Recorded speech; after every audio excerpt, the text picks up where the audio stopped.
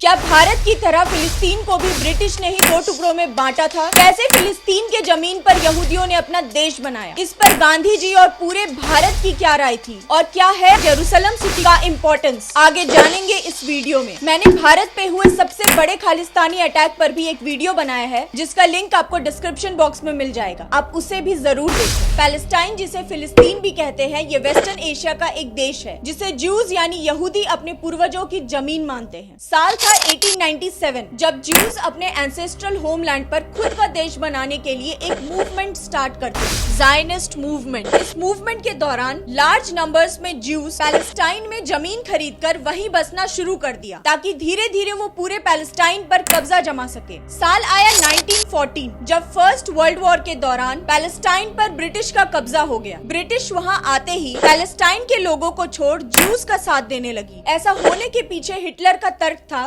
कि first world war में Germany में बसने वाले ज्यूज ने खुफिया तरीके से एलाइज यानी फ्रांस, ब्रिटेन, रशिया जैसे कंट्रीज का साथ दिया था, जिनके वजह से ही एलाइज जर्मनी को हरा पाई।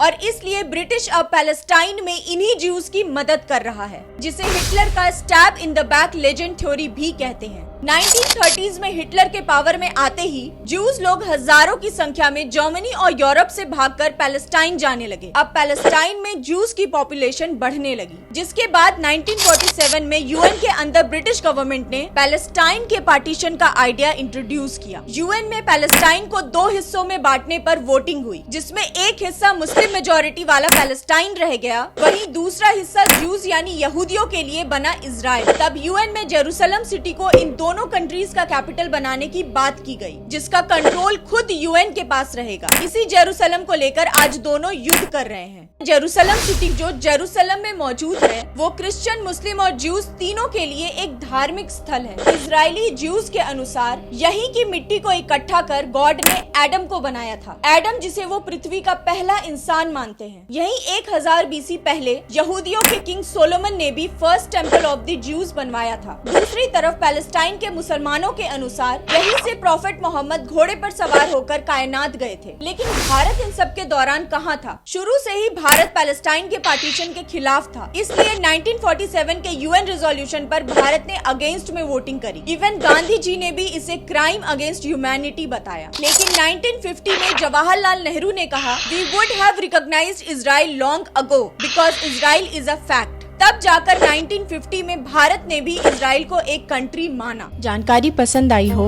तो वीडियो को लाइक और शेयर करें। ऐसे सभी अपडेट पाने के लिए चैनल को सब्सक्राइब और बेल आइकन को प्रेस करना ना भूलें।